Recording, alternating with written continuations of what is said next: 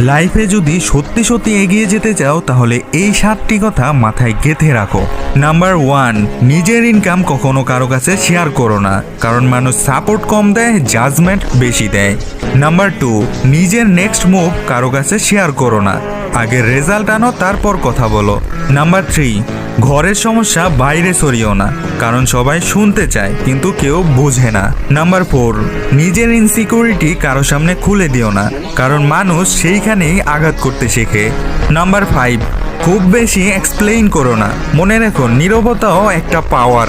Number 6, যাকে তাকে সময়, টাকা বা এনার্জি ধার দিও না, কারণ সবাই ভ্যালু বুঝতে জানে না, ভ্যালু বাড়ে নিজের ওপর ইনভেস্ট করলে।